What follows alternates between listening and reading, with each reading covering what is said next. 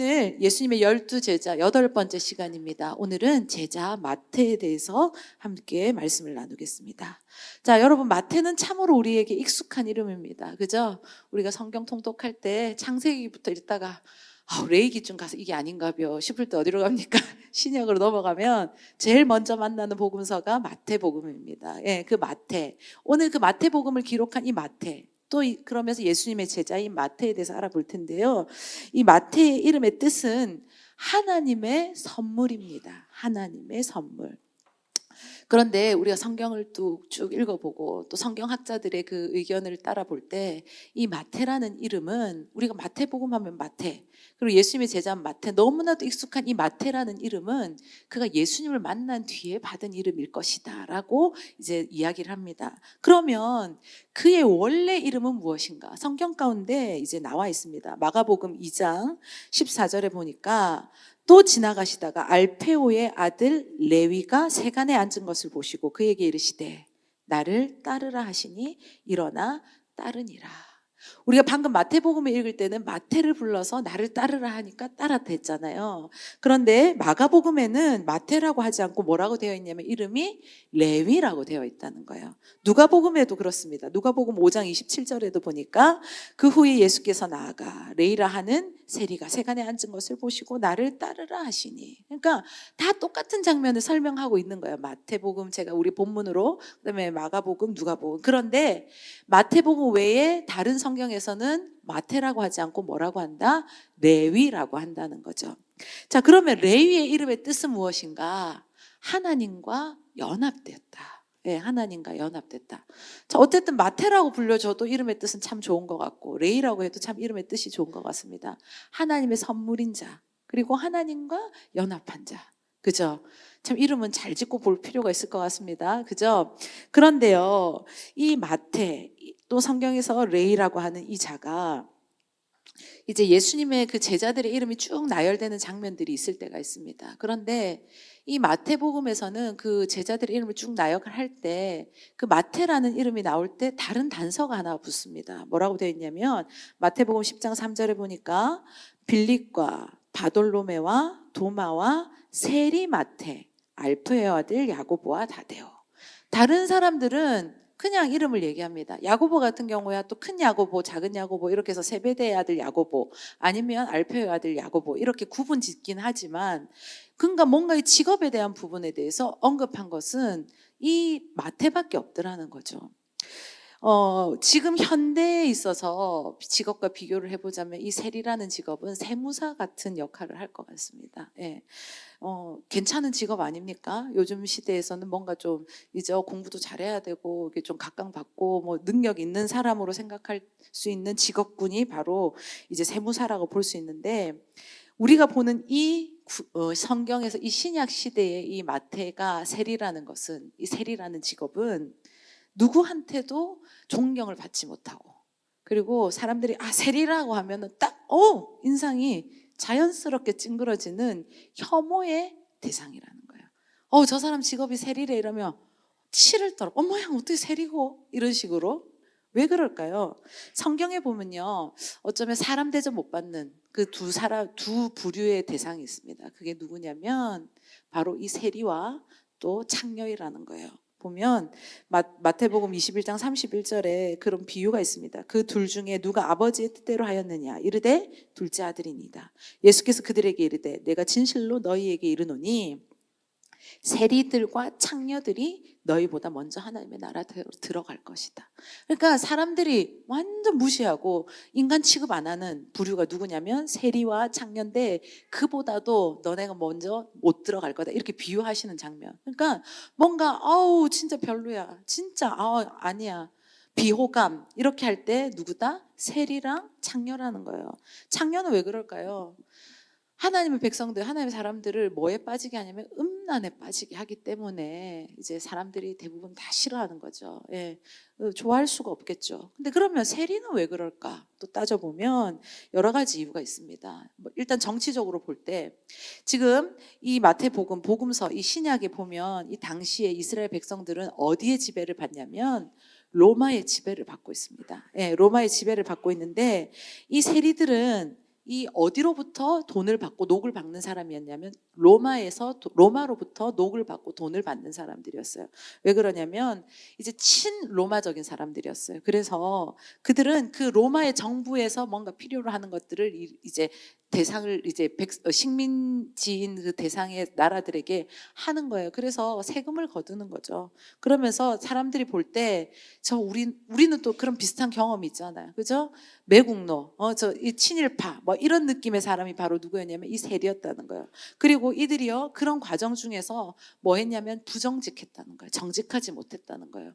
보면 이 마태가 어디 출신이냐면 가버나움 출신 사람입니다. 그러면 이 가버나움이라는 이 도시는 보면 다메섹에서 또 예루살렘으로 이렇게 이어지는 이제 간선 도로가 위치한 곳인데 거기에는 어떤 사람들이 많이 오고 갔냐면 장사하는 사람들, 무역하는 사람들이 많이 오고 갑니다. 그럴 때 반드시 어디를 통과해야 되면 이 가버나움을 통과해야 되는데 이때 세금을 내야 되는 거예요. 가버나움 세관에 뭘 내야 되냐면 세금을 내야 된대. 그러면 세금이 뭔가 이렇게 정해져 있을 거 아닙니까? 뭐에는 얼마 이렇게 정해져 있을 건데 그게 상관이 없는 거예요. 만약에 10,000원만 걷으면 되는 일을 얼마를 걷냐? 10만 원을 걷는 거예요. 그러니까 예를 들어서 그러니까 자기 마음대로 막 돈을 걷는 거죠. 그리고 로마에는 얼마 보내면 됩니까? 10,000원만 보내면 되면 그 나머지는 어떻게 하는 거예요? 그냥 다 자기가 취하는 거예요. 그러니까 저기 로마랑 친한 것도 마음에 안 들고 그런데 하는 일이 또 어떻게 합니까? 자기 동족 그냥 그 세금을 걷어가는 것도 그 일을 하는 것도 마음에 안 들 텐데 어떻게? 자기 마음대로 막 하는 거예요. 이 세리의 힘이 얼마나 셌냐면 파워가 얼마나 있었냐면 꼬챙이 같은 거 하나를 들고 다니면서 사람들 보다가 아무나 그 보자기 있고 이러면은 그걸 막 찔러보는 거예요. 찔러보고 세금 냈어 안 냈어? 막 이런 식으로 완전 무례하죠. 그렇게 막 하는 거 자기가 검사할 정도로.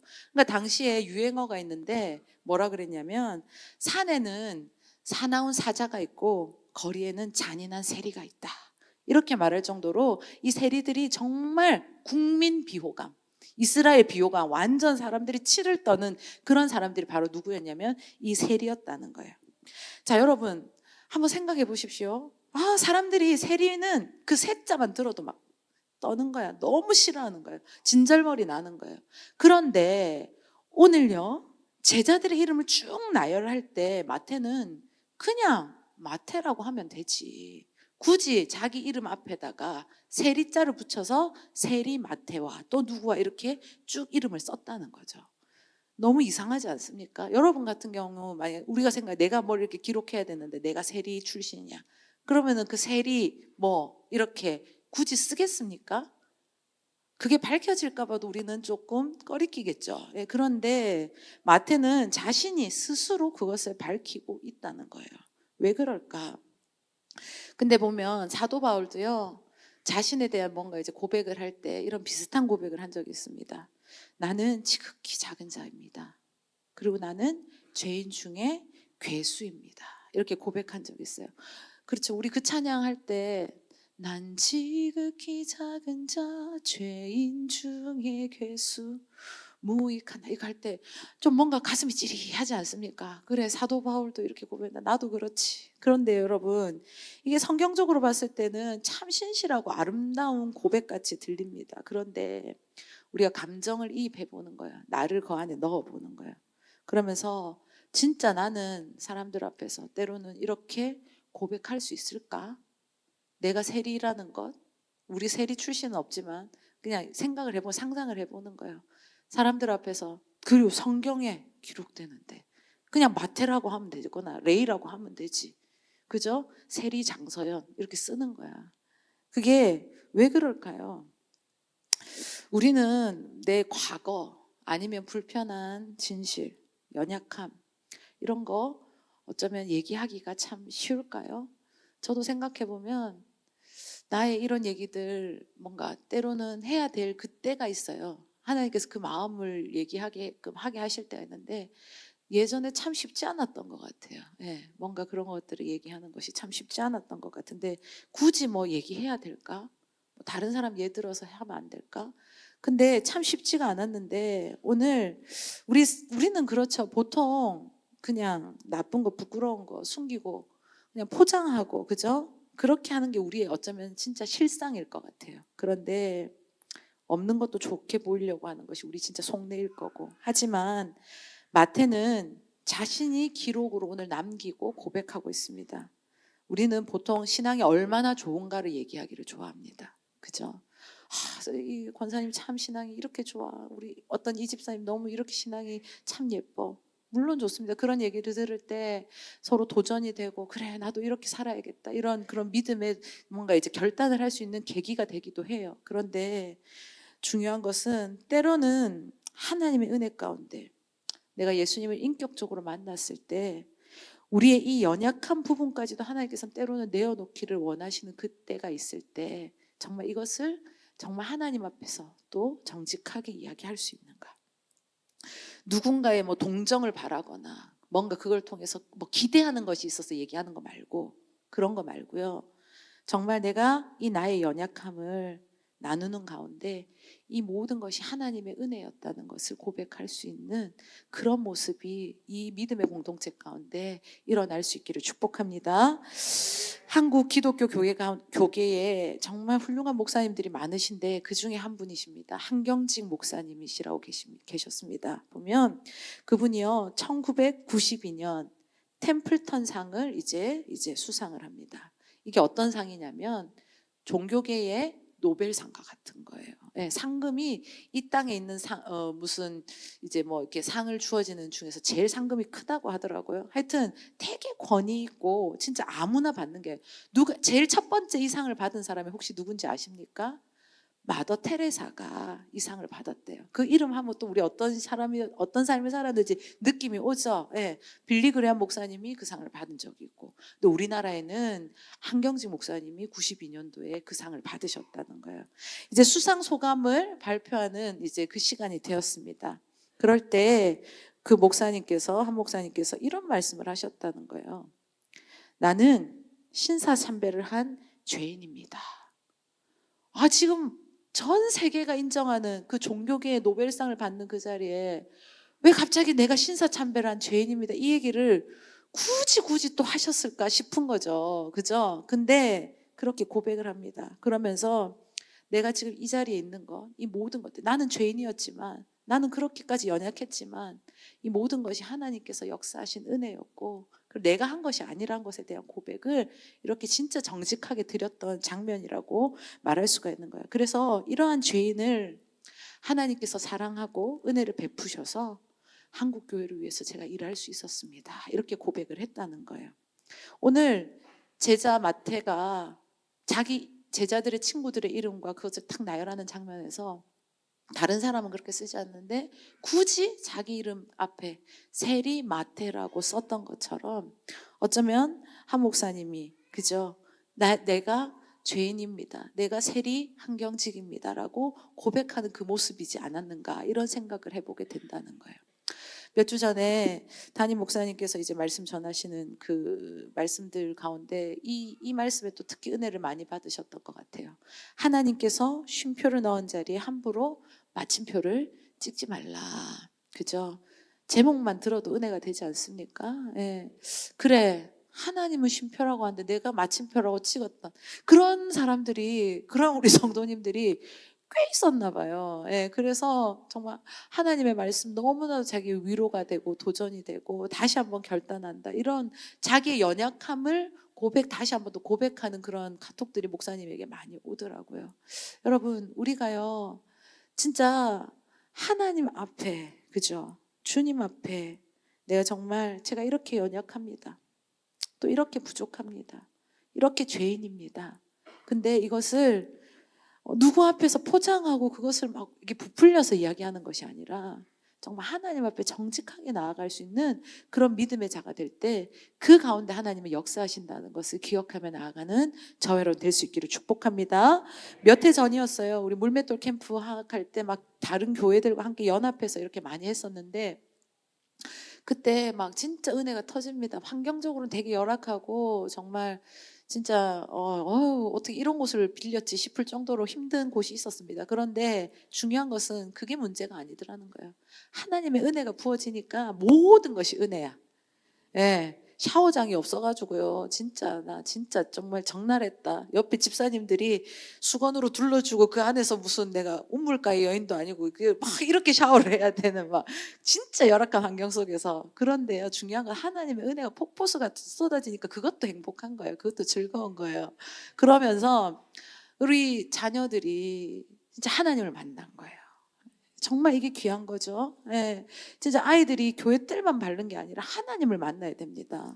예, 진짜 그러니까 목사님이 아이들에게 진짜 어쩌면 이거 피곤하고 정말 이거 하기 싫은 작업인데 어떨 때 예배 이렇게 딱 잡아가는 거 있잖아요.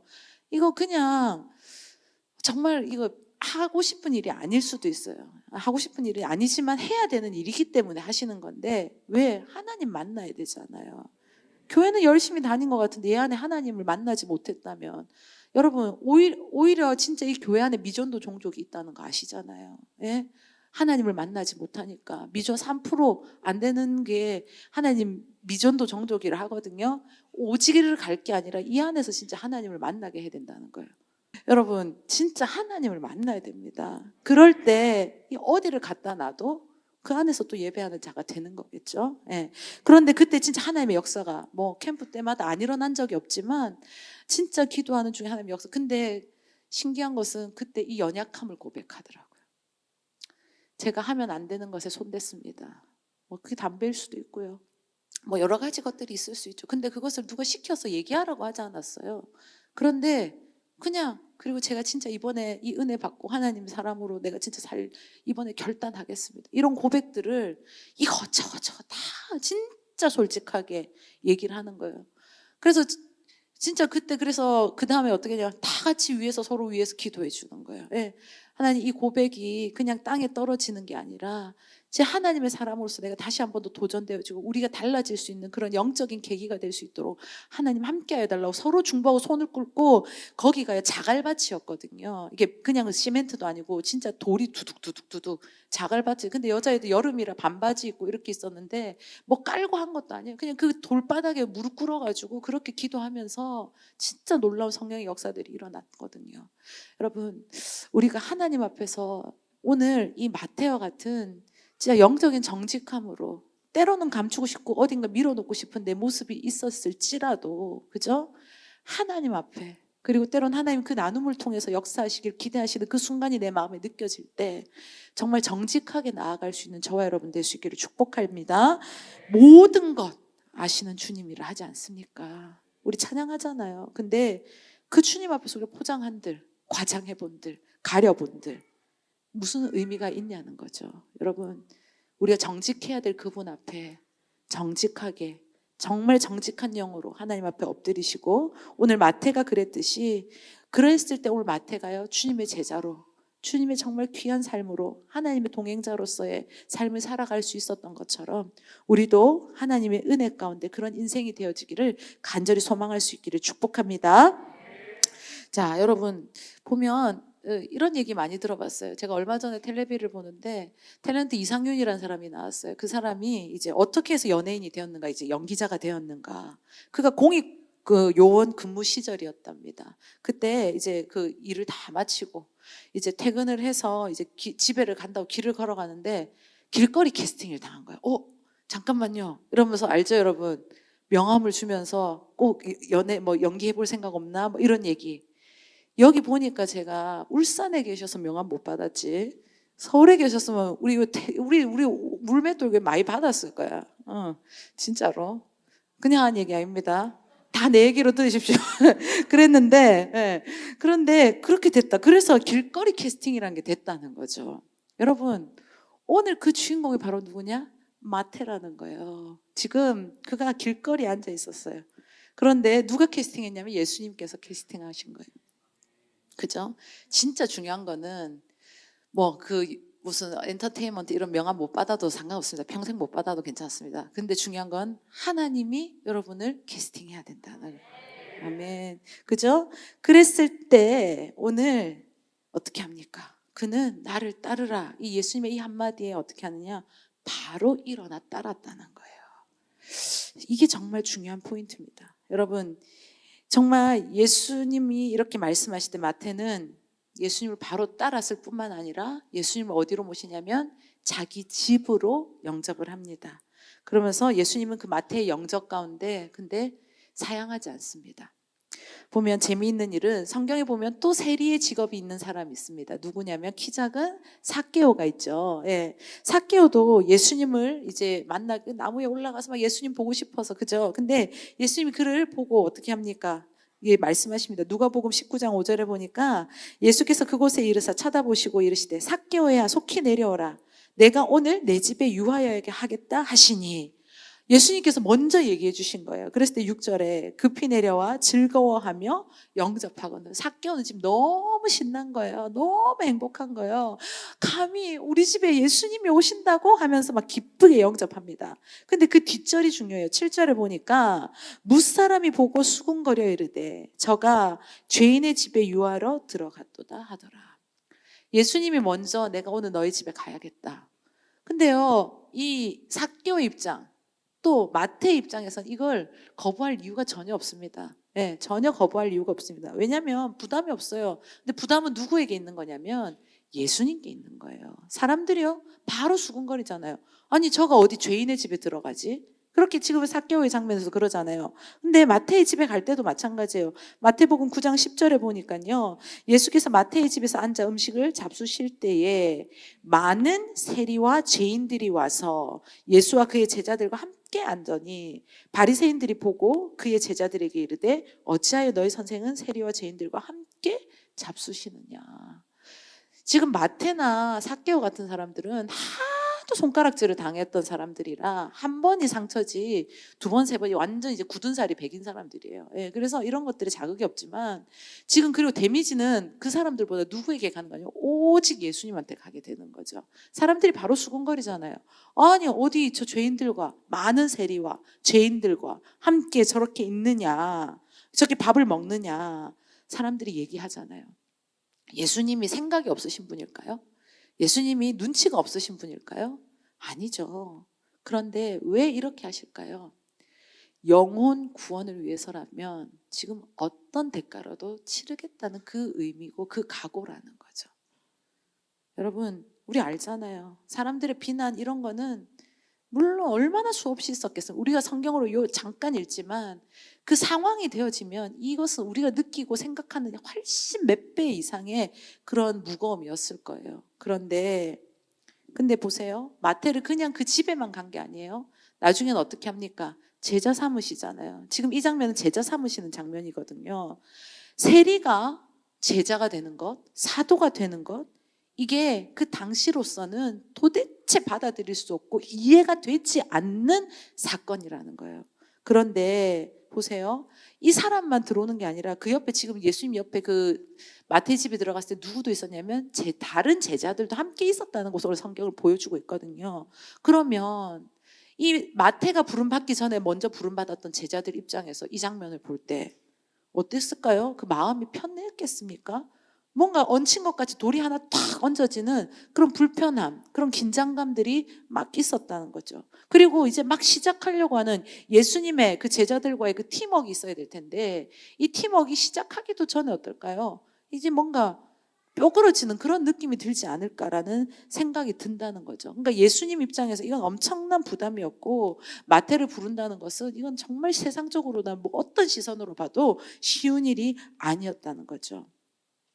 네, 이것을 마태를 부르는 장면, 진짜 예수님 왜 그러셨어? 이게 아니라 우리로 이제 돌아가 봐야 되는 거예요. 나로 들어가 봐야 되는 거예요.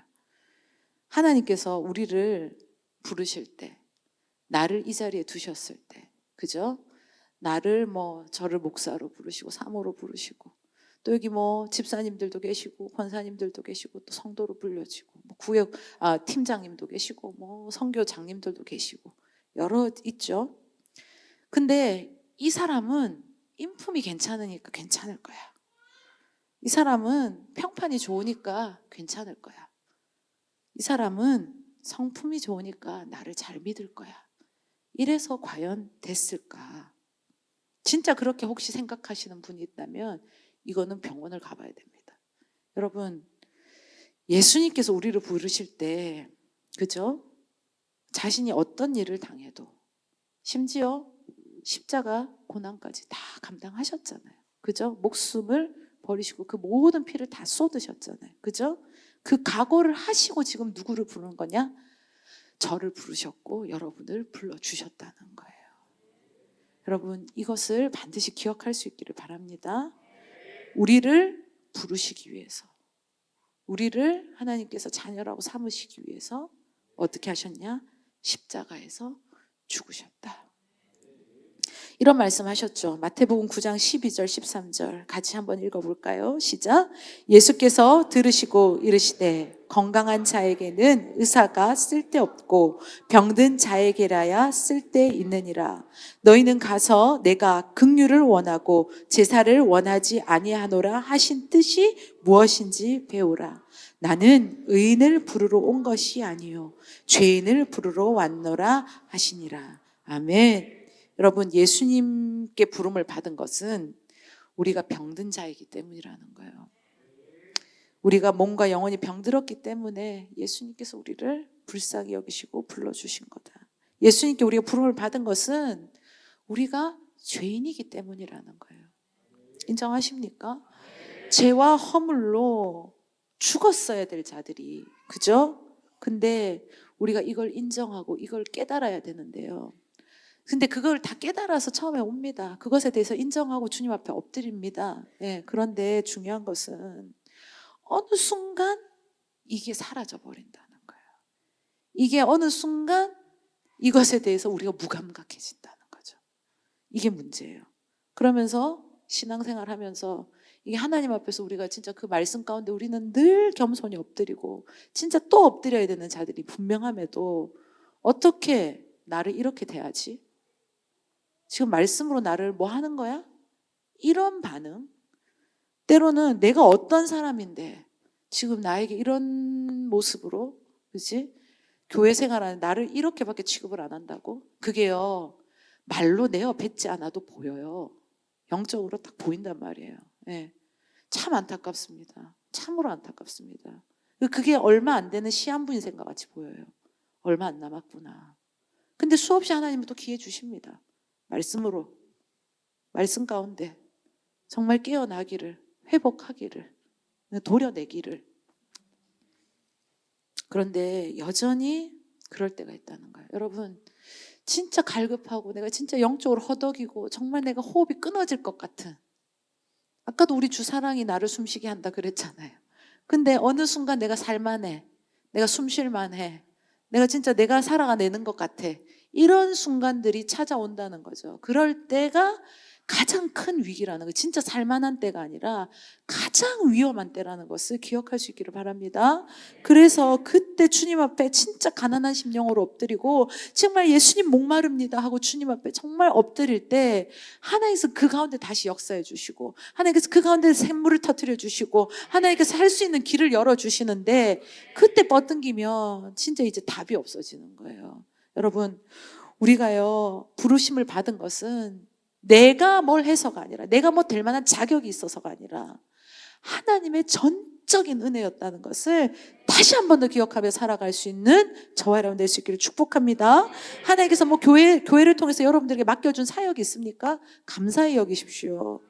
하나님께서 우리에게 뭔가 허락하신 그 일거리들이 있는 거, 왜 나만을, 아니, 정말 감사해. 우리 내일 또 야심차게 또 한번 진짜 시작하잖아요. 그죠? 1년에 한 번 있는 이 행사. 그죠? 근데 귀한 것이 이게 단 한 영혼이라도 이렇게 하나님께서 살리시고자 하는 그 통로가 되기를 원하는 마음과 그 섬김과, 그죠? 그 기도를 통해서 오늘 내가 살아서 이 자리에 서 있는 것, 내가 찌짐을 굽는 것처럼, 떡을 파는 것처럼, 식혜를 만드는 것처럼, 여러분, 한 영혼이라도 이렇게 회복될 수 있는 통로가 되기를 간절히 바라는 마음으로 우리가 섬길 수 있기를 축복합니다.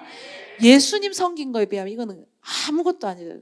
발가락에 떼도 안 되잖아요. 그죠? 근데 어느 순간 내가 해준다고 생각하고 내가 뭔가 해야지, 내가 해줘야지만 된다, 이런 오만한 생각이 얼마나 무서운 것인지, 여러분 늘 겸손하고 더 겸손하고 주님 앞에 엎드릴 수 있는 저와 여러분 되시기를 축복합니다. 목사님이 왜 맨날 금식을 하냐? 여러분, 금식하는 목사님 알잖아요. 먹는 거 엄청나게 좋아해요. 예, 우리 집안은 진짜 그쪽으로 타고났어요. 그런데 왜 굶어가면서까지 이렇게 말씀을 전하실까? 그건 단 한 가지예요. 내가 하는 게 아니라는 거죠. 내가 오늘 이 자리에 서 있지만 목사님 지금도 열심히 또 하나님의 뜻을 전하고 계실 거예요. 내가 이렇게 하는 이유는 내가 특별한 재능이 있어서, 내가 말빨이 좋아서, 내가 공부를 많이 해서, 내가 진짜 시간을 많이 써서 그게 아니라는 거예요. 하나님께서 나를 살리신 은혜 가운데 내가 할 수 있는 것이라면, 하나님께서 나에게 기뻐하신다면, 나를 통해서 하기를 원하신다면 그 마음으로, 그러니까 그거 안 잊어버리려고, 그거 안 놓치려고 금식하면서 그 사역을 감당하고 계신다는 거죠. 여러분, 우리도 정말 하나님 앞에 이 마음 어느 순간 배불러버린, 당연해버린, 익숙해져버린 이런 마음들이 있다면 예수님은 이유가 없습니다. 하실 이유가. 그죠? 그렇지만 우리 살리려고 이렇게 세리 마태의 집으로 가고 삭개오의 집으로 들어가시고 사람들의 손가락과 눈총과 듣지 말아 안 들어도 될 말들을 들어가면서 결국은 살려내시는 그 은혜를 그 가정에 그 생명에게 주셨던 것처럼 우리도 정말 그 은혜를 놓치지 않고 살아갈 수 있는 저와 여러분 될 수 있기를 축복합니다. 이 마음 가지고 끝까지 예수님 믿어야 돼요. 이 마음 변하지 않고 우리가 신앙생활을 해야 됩니다. 이 마음 흔들리지 않고 하나님께서 허락하신 직분자로서의 사람을 살아가야 된다는 것 명심할 수 있기를 축복합니다. 여러분, 지금도요, 세무사가 된다는 것은 쉽지가 않아요. 아, 세무사 내도 돼보고 싶다, 공부해볼까, 이런 문제 아니라는 거지. 아유, 내 아들이나 기대해볼까, 내 아들도 소망 없다, 우리 집은 수학이 안 된다, 그럼 포기를 해야 되는 거잖아요. 그런데 중요한 것은 지금 이 세리가 되기 위해서 이 마태가요 상당한 일을 했다는 거예요. 지금도 세무사가 되는 게 쉽지 않은데 당시에요 세리가 되기 위해서는 많은 준비가 필요했습니다. 상당한 교육이 필요했고요. 기본적으로 최소한 수학적 능력이 탁월한 사람이어야 되겠죠. 예, 그래야 되고 또 뭘 하냐면 장부 이런 거 정리, 그러니까 문서 이렇게 정리하고 이런 일들에 탁월함이 있는 사람이어야지 이 일을 또 감당할 수가 있는 거예요. 그리고 수학만 잘해서 되느냐, 문서 정리만 잘해서 되느냐, 그렇지 않다. 이 당시에 이 로마 제국 가운데 이스라엘 백성들 가운데 세리로서 그 역할을 하는 사람들은 언어도 잘했어야 돼요. 예, 왜냐하면 이게 세 가지 언어는 필수였어요. 뭐 이스라엘 백성들이랑 뭐 하려면 히브리어 해야 될 거고, 당시에 공용어가 뭡니까? 헬라어였고, 또 로마 제국 가운데 있으니까 로마어도 해야 되고, 그러니까 어떨 때는 라틴어까지도 했어야 된대요. 그러니까 이게 그냥 수학적으로만, 이과적으로만 잘해서 되는 게 아니라 언어적으로도 탁월함이 있어야지 할 수 있는 게 누구였냐면 세리라는 직업이었다는 거예요. 예. 그러니까 상당한 지능 있는 똑똑한 사람들이 하는 것이 세리였다는 거예요. 이렇게 힘들게 준비되어서 세리가 되었는데, 근데 맨날 받는 건 욕이죠. 비난이죠. 예. 근데 그 마음엔 또 그 욕과 뭡니까? 그 비난을 넘어서 뭐에 대한 욕심이 있다는 거예요? 돈에 대한 욕심이, 그 무력이 엄청 컸기 때문에 그렇게 공부도 했고, 그저 시간도 들였고, 그런 능력도 갖췄지만 중요한 것은 그 욕과 비난까지도 그냥 감수해가면서 이 직업을 선택할 정도로 이것에 대한 열망이 컸던 사람들이 바로 어떤 사람이었냐? 세리였다는 거예요. 그런데 이렇게 준비해서 세리가 된 마태, 근데 지금 누구를 만났습니까? 예수님을 만났어요. 운명적으로 예수님을 만났고 그분의 캐스팅 가운데 어떻게 합니까? 그는 바로 반응을 하죠. 그랬을 때 그가 어떻게 합니까? 누가복음 5장 27절 28절에 보니까 그 후에 예수께서 나아가 레일하는 세리가 세간에 앉은 것을 보시고 이르시되 나를 따르라 하시니, 같이 있습니다. 시작. 그가 모든 것을 버리고 일어나 따르니. 아멘. 그냥 따른 게 아니라 어떻게 했다는 거예요? 모든 것을 어떻게 했대요? 버리고. 예수 믿고 나서 여러분 잃어버린 거 있으십니까? 있으실 거예요. 또 앞으로도 또 있을 수도 있습니다. 예수님 믿고 친구 많이 잃어버리셨죠? 예, 그죠? 그리고 내가 좋아하는 것들, 예전엔 이런 거 좋아했는데 그 기호도 어떻게 됩니까? 바뀌어요. 예, 예수님 믿는 사람들도 바뀌어요. 그리고 시간 쓰는 거, 예전에는 예수님 믿기 전에는 내가 어디 가서 시간을 많이 썼습니까? 뭐 하는데 시간 썼습니까? 그런데 그거 뭐 알아서 대답하시고, 지금은 예수 믿는 자 됐을 때 어떻게 됩니까? 나의 시간. 아, 우리 성도님들은 뭐 나는 교회 아니면 어떡할 뻔했나 싶을 정도로 요즘 막 교회 너무 붙어 있어. 맨날 교회 오고 또 교회 오고 또 왔네. 지금도 있네. 또 물론 내일 뭐 잔치가 있긴 하지만 막 보면 시간 쓰는 게 완전히 달라지죠. 그죠? 그리고 또 뭡니까? 극단적으로 어쩔 때는 진짜 내가 너무나도 나에게 소중한 관계이지만 그것까지도 하나님 앞에서 중심으로 때로 결단해야 되는 시간들이 있을 때도 있어요. 여러분, 마태가요, 오늘 일어나 모든 것을 버리고 주를 쫓아가겠다고 합니다. 그런데요, 반대로 잃어버리는 것을 아까워해서 자꾸 쳐다보게 되면 예수님을 과연 따라갈 수가 있을까도 한번 생각을 해보자는 거죠. 지금 나는 온전히 예수님을 진짜 쫓아가고 있는가? 아니면 이거에 대한 미련, 이거 잃어버리면 이건 안 될 것 같은데 하는 한 가지씩 그런 것들 잡고 있다가 내가 진짜 하나님을 따라야 되는 걸 알면서도 온전히 그분을 따르지 못하고 계속 여기도 끼고 저기도 끼고 그리고 하나님을 따르는 듯하지만 완전히 따르는 것도 아닌 그런 어정쩡한 그런 신앙의 모습으로 그저 살아가고 있진 않는가. 한 성도님이요, 이제 새벽 기도를 결단하시고 이제 하시겠대요. 왜 그렇게 하시냐? 이제면 좋은 직장이 필요해서 내가 좀 괜찮은 직장을 다녀야 될 것 같은데 그걸 하나님 앞에 새벽 이 첫 시간 기도하면서 준비하겠다. 그래서 정말 기도하는 중에 하나님께서 자기 능력보다 자기 수준보다 괜찮은 진짜 직장을 하나님께 허락해 주셨어요. 그리고 보수도 넉넉하게 받게 되고 근무 환경도 너무 좋은 그런 참으로 괜찮은 직장을 얻었습니다. 그런데 나중에 뭐라고 하냐면 자신이 이제는 건강이 약해서 그것이 염려되어서 지금 이제 예배를 드릴 수 없다. 예배를 조금 좀 쉬어야 되겠다. 이런 이야기를 하는 거예요. 아주 오래전 얘기긴 합니다. 그 얘기를 듣는데 이게 맞는 말인가 싶은 거예요. 예. 직장 얻게 해달라고, 그죠? 하나님 앞에 그렇게 새벽기도 쌓았더니 직장 줬어. 그랬더니 이 직장에 내가 더 올인해야 되고 내가 건강을 지켜야 되기 때문에 예배를 쉬겠다. 이 뭐 하는 얘기인가 싶은 거예요. 한 청년, 제가 개인적으로 아는 청년인데요. 자기가 뭐 어떤 뛰어든 이제 사업에서 진짜 막 확신을 느꼈대요. 비전을 발견했대요. 그러면서 막 신이 나서 얘기를 하고 그 얘기를 제가 듣고 있는데 그냥 제 마음은 답답하더라고요. 왜냐하면 그는 한 번도 하나님에 대한 확신이나 비전에 대한 이야기는 없는 거예요. 제가 수없이 들었거든요. 이번에 이 사업은, 이번에 이 일은, 이 직장은 항상 비전 있고 좋대. 그리고 정말 괜찮은 사람을 만났대. 근데 그게 믿음이 안 가는 거예요. 마음에 안정이 안 되고 뭐 평안이 오지 않는 거예요. 왜 그럴까? 항상 쫓아는 다니는데 그럴 때마다 확신이 있고 비전이 있다고 얘기하는데 그 입술에서 내가 한 번도 하나님에 대한 하나님을 향한 확신과 비전에 대한 이야기를 들어본 기억이 없는 거예요. 그리고 그런 마음이 한 번도 느껴지지가 않는 거예요. 그러니까 저기는 확신을 차서 얘기하고 뭔가 비전이 있다고 얘기하지만 제 마음은 너무나 답답하고 또 시간을 헛물을 키겠구나라는 그런 생각밖에 들지 않더라는 거죠. 여러분, 우리가요 시선을 두어야 될 곳, 우리가 바라봐야 할 그 주님을 바라볼 줄 아는 그런 영적인 자들이 될 수 있기를 축복합니다. 우리가 오늘 이 갈망 워십도 그렇고 매주 주일 이렇게 함께 모여 드리는 예배가 왜 이 예배를 드리는가? 하나님으로부터 공급받는 힘이 거기에서부터 출발하기 때문에 그 예배 가운데 있기 때문에 우리가 함께 모여 예배를 드리는 거예요. 여러분, 하나님 어떤 분이십니까? 하나님 아시죠? 하나님 이 모든 세상의 주권자 주인이십니다. 그리고 이 모든 것들을 주관하시는 분이 하나님이십니다. 생사화복의 모든 원천은 그분 앞에 있습니다. 그렇죠?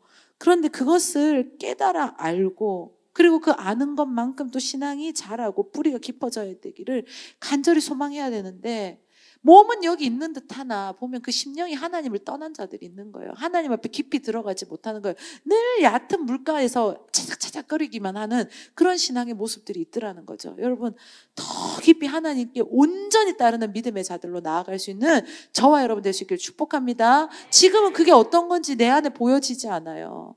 뭔가 그게 확인되어지지 않아요.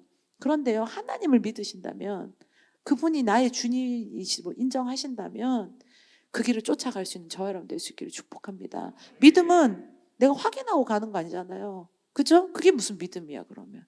근데 그분을 신뢰하니 가는 거죠. 그분이 일하심을 우리가 믿으니까 가는 거죠. 여러분, 마태는 모든 것 버리고 일어나 예수님을 쫓았습니다. 얼마나 희생적인 결단입니까? 그런데 그 뒤에 또 하는 게 뭐냐면 잔치를 엽니다. 잔치를 열어요.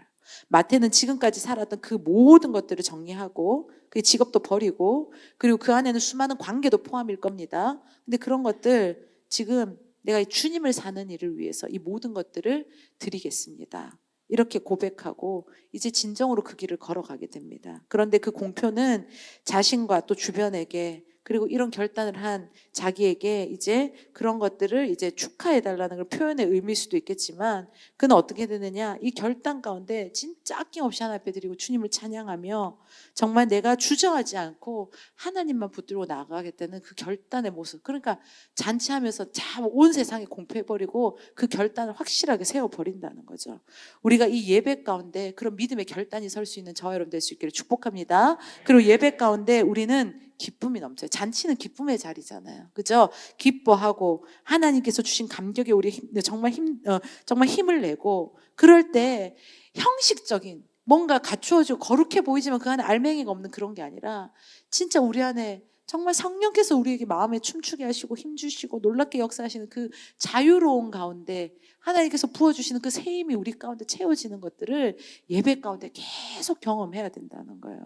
그래서 이 찬양의 시간이 그냥 몇 곡, 몇 분 안에 부르는 게 아니라 찬양 가운데 계속 우리의 마음을 중심을 하나님께로 집중하고 내 시선을 하나님께로 더 모으고 그죠? 그럴 때 하나님의 말씀이 선포되어지면 정말 그것이 뭡니까? 진짜 역사되어지는 거잖아요. 그러면서 또 기도하고 결단하고 그럴 때 진짜 뜨거워지는 건 어디서 뜨거워지느냐?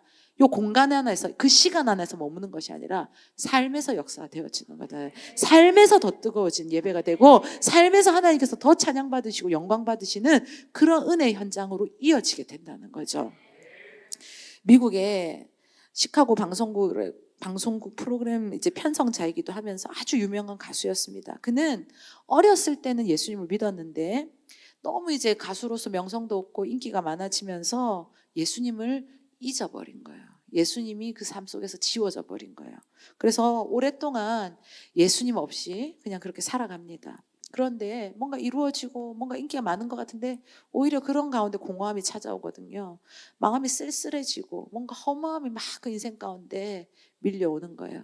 그러니까 사람은요, 하나님의 형상대로 지음받은 영적인 존재이기 때문에 우리가 뭐 먹는 거, 우리가 입는 거, 우리가 뭐 세상적인 명예로서 채워지는 것들도 있겠지만 그게 온전하고 완전하게 그것으로는 채울 수가 없다는 거예요. 결국 누구 안에서 해결이 돼야 되냐면 하나님 안에서 해결이 돼야 되는 거예요. 그러니까 그가 뭔가 채워지고 높아지는 것 같지만 뭔가 완벽하지 않는 그 공허함이 그 마음속에 사무치게 찾아온 거예요. 그랬을 때 그가 시카고 어느 운동장에서 신학교를 갓 졸업한 한 전도사가 집회를 열은 거예요. 전도 집회를 열은 거예요. 전도 집회를 열었는데 그냥 거기 한번 그냥 가보고 싶다 이런 마음이 들어가지고 그곳에 참석을 하게 됩니다. 근데 그 젊은 전도사님, 그 전도자가 막 설교를 하는데 진짜 열정적으로 했나 봐요. 그런데 그 열정적인 그 설교를 들으면서 누구의 마음도 뜨거워지냐면 이 참석한 그 사람의 마음도 그 가수의 마음도 막 뜨거워지기 시작했는 거예요. 그러면서 뭐가 살아났냐면 자기가 어릴 때 예수님 믿었던 그 영적인 향수가 살아난 거예요. 여러분, 목사님은 가끔 그 얘기 하거든요. 목사님들은 목사님 냄새가 있어. 알아요? 저는 그건 몰라요. 왜냐하면 저는 뭐 어릴 때 목사님들을 뭐 그렇게 가까이 많이 본 적이 없으니까. 그런데 저는 주일 냄새는 있어요. 희한한 게 주일 아침에만 느껴지는 향이 있어요. 제가 어릴 때부터 모태신앙이라 계속 주일학교 다녔잖아요. 지금은 못 맡아요. 어릴 땐 맡았어요. 네. 꼭 주일날 되면 일어나면 주일 냄새 난다. 제 혼자 생각하는 거예요. 그런 향수가 있거든요. 그러니까 목사님이 새벽 기도의 자리에 계속 독려하는 이유가 뭐냐면 우리 아이들 때로는 와서 졸아도 된다. 그죠? 여리고 특세 여러분들에게 왜 이렇게 강조했을까요? 새벽 향기를 묻혀주려고. 예, 연어가 어떻게 합니까? 갔다가도 거슬러서 어떻게 합니까? 돌아가잖아요. 그런 것처럼 이 영적인 향기를 묻혀주는 거예요. 근데 이 사람이 그랬던 거예요. 그 집회에 참석해서 말씀을 듣는데 자기 이 영적인 향수들이 깨어난 거예요. 그 DNA가 살아난 거예요. 그러면서 생각한 거죠. 내가 돈도 있고 인기도 있지만 무엇이 없냐? 내 인생의 목적이 없구나를 깨닫습니다. 그래서 그날 밤 그는 주님 앞에 자기의 삶을 하나님께 드리기로 결단하고 헌신을 합니다. 그리고 집에 돌아와서 얼마 전 예수 믿는 어머니의 친구가 작곡 한번 해보라고 주었던 가사가 있대요. 그래서 그 가사를 가지고 작곡을 하기를 시작했다는 거죠. 그러고 있는데 그러는 중에 전화가 옵니다. 방송국에서 전화가 와서 전화를 받았더니 내용이 뭐냐면, 당신 우리 방송국과 다시 전속 계약을 하면 지금 받는 그런 출연료의 2배 이상을 내가 주겠다, 우리가 주겠다, 이렇게 제안이 들어온 거예요. 그런데 그 제안을 듣는 순간 그는 한마디로 이렇게 거절하면서 얘기를 합니다. 미안하지만 오늘 밤 저는 제 목소리를 주님 앞에 드리기로 결정했습니다. 앞으로 제 목소리는 주님의 영광을 위해서만 쓰여질 것입니다. 이렇게 이야기를 했다는 거예요. 전화를 끊고 나서 마음속에 막 감동이 오는 거예요. 막 아름다운 멜로디가 막 생각이 나는 거예요. 그러면서 조금 전에 하던 그 작곡을 완성을 했습니다. 그 곡이 무엇이냐면 우리 찬송가 94장 주 예수보다 더 귀한 것은 없네, 이 곡을 썼다는 거예요. 그 참석했던 그 전도 집회 그 인도자가 누구였냐면 빌리그레함 목사님이었대요. 예, 그러면서 이후에 그는 이 빌리그레함 목사님 옆에서 늘 노래로 동역하는 조지 비벌리 쉬어라는 사람이었다는 것을 이제 알 수가 있다는 거예요. 그래서 진짜 오랫동안 목사님 옆에 목사님 말씀 전하실 때, 또 어쩌면 우리 목사님과 저 같은 역할이었던 것 같아요. 목사님 말씀 전하시기 전에 제가 찬양 인도하거나 또 목사님 하고 그렇게 하잖아요. 미국 저 왜 데려간 줄 알아요? 그거 하라고 데려가는 거예요. 목이 터지는 줄 알았어요. 작년 나한테 마이크도 안 맞는데 막 갑자기 신디 쳐가며 막, 여러분 근데 그럴 때 은혜가 있잖아요. 그죠? 예. 여러분 우리가요 하나님 앞에 오늘 마태와 같이 결단할 수 있기를 축복합니다.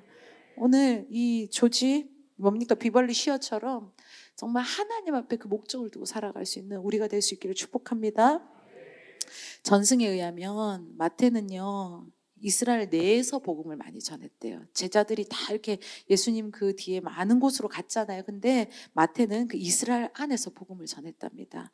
자기 동족에게 복음을 전하는 것을 이제 사명으로 여겼던 것 같은데, 자기를 향해 누구보다 험한 욕을 하고 비난하고 정말 그 뭔가 좋은 눈초리를 주는 사람은 단 한 사람도, 진짜 거기 험난한 선교지인 거죠. 거기서 이제 복음을 전하고 누구보다 그 자기 민족들의 구원을 위해서 애쓰고 노력한 사람이었다. 그렇다고 또 이스라엘만 머물렀던 것이 아니라 말년에는 에티오피아, 또 페르시아, 시리아까지 가서 이제 복음을 전하는, 그리고 돌아오는 길에 이제 순교당했다고 이제 정해집니다.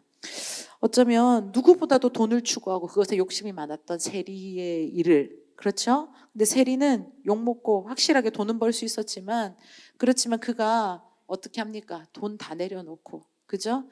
예수님 앞에 예수님을 따르는 것으로, 예수님을 선택하는 것으로 나아가서 진짜 복음을 전하는 자로 복음을 위해서 살다가 끝내는 이제 순교의 제물이 되었다는 것을 우리가 오늘 볼 수가 있는데요. 여러분 그래서 이 마태복음 6장 24절, 이거 마태가 이렇게 고백했기 때문에 너무나도 귀한 것 같아요. 마태복음 6장 24절 같이 한번 읽어볼까요? 시작. 한 사람이 두 주인을 섬기지 못할 것이니 혹 이를 미워하고 저를 사랑하거나 혹 이를 중히 여기고 저를 경히 여김이라. 너희가 하나님과 재물을 겸하여 섬기지 못하느니라. 아멘. 이거 누가 기록했다는 거예요? 마태가. 누구보다도 돈에 대한 욕심과, 그죠? 정말 그 모든 비난을 넘어서 그것에 집착했던 사람이었을 것인데, 근데 그것을 넘어 진짜 누가 소중함에 대해서 깨닫고 예수님, 그리고 그분 안에서 결단하고 그것을 그냥 견주어가며 섬기는 것이 아니라 딱 결단해서 주님 앞으로 엎드린 그런 믿음에 진짜 예수로 사는 자로 변화되었다는 것을 볼 수가 있습니다. 여러분 우리도요 그냥 지식적으로 그냥 요즘에 얼마나 그런 정보들이나 아니면 우리가 뭐 취할 수 있는 그 설교의 말씀들이 많습니까? 그런데 이게 그냥 알고 내 귀만 높아지는데 이것을 쓰는 것이 아니라 한 말씀이라도 내가 하나님 앞에 진짜 결단하고 주님 앞에 정직하게 살아갈 수 있는 우리의 모습이 될 수 있기를 축복합니다.